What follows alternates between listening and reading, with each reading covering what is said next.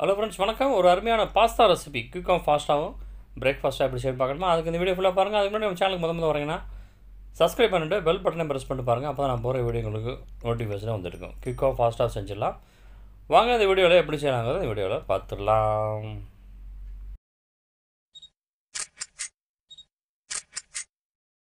அதுக்கு என்ன பண்ணுறீங்கன்னா, ஒரு கடாயில் 2 ஸ்பூன் அளவுக்கு எண்ணெய் சேர்த்து நல்லா ஹீட் பண்ணுங்கள். எண்ணெய் ஹீட் ஆனதும் கடுகு உளுந்த உறவு சேர்த்து நல்லா வெடிய விடுங்க.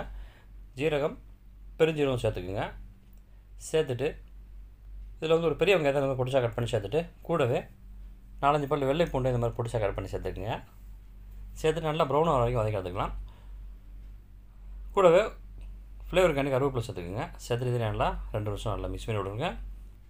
இந்த மாதிரி நல்லா ப்ரௌனாக வந்ததும் ஒரு தக்காளி இதை பொடிச்சா கட் பண்ணி சேர்த்துட்டு இதே நல்லா குழைய மசிஞ்சு வர வரைக்கும் நல்லா வதக்கி வைக்கலாம். இந்த மாதிரி வதக்கி வந்ததும் சிறிதளவு மஞ்சத்தூள், காரத்துக்கு ஏற்ற மாதிரி மிளகாய்த்தூள், கரம் மசாலா சிறிதளவு,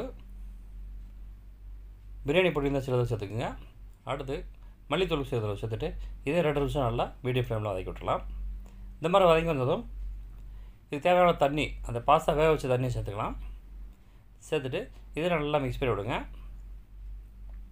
அடுத்து இதுக்கு தேவையான அளவுக்கு உப்பு சேர்த்துக்கலாம். உப்பு சேர்த்துட்டு இதே நல்லா மிக்ஸ் பண்ணி விட்ருங்க. உப்பு சேர்த்து நல்லா எண்ணெய் பிரிகிற வரைக்கும் நல்லா வேக விடுவோம். பாருங்கள், கொஞ்சம் எண்ணெய் பிரிஞ்சு வந்துருச்சு. இதில் வந்து நான் ஏற்கனவே வேக வச்சுருந்தேன் பாஸ்தா அதில் சேர்த்துக்கினேன். ஒரு 10-15 நிமிஷம் வெந்தால் போதும். அதை அப்படியே சேர்த்துருங்க. சேர்த்துட்டு இதே நல்லா அந்த மசாலாவோட சேர்த்து மிக்ஸ் பண்ணி மீடியம் ஃப்ளேமில் வச்சு நல்லா வேக விடுங்க. அவ்வளோதாங்க. கடைசியாக கொஞ்சம் கருவேப்பிலையும் கொத்தமல்லி இருந்தால் கொத்தமல்லி சேர்த்துட்டு மிக்ஸ் பண்ணிட்டீங்கன்னா ஃபேண்டாஸ்டிக்கான ஒரு அருமையான பாஸ்தா பிரேக்ஃபாஸ்ட்டு, நைட்டு டின்னருக்குலாம் சாப்பிட்லாம். குயிக்காக ஃபாஸ்ட்டாக செஞ்சிடலாம். இதே மாதிரி பண்ணி பாருங்கள். வீடியோ சேனல் பிடிச்சிருந்தா நம்ம சேனல் மிஸ்டர் விஜயன் ப்ரோ சேனலை சப்ஸ்கிரைப் பண்ணுங்கள். உங்கள் ஃப்ரெண்ட்ஸு ரிலேட்டிவ்லாம் ஷேர் பண்ணுங்கள். தேங்க்யூ ஃபார் வாட்சிங். நன்றி, வணக்கம்.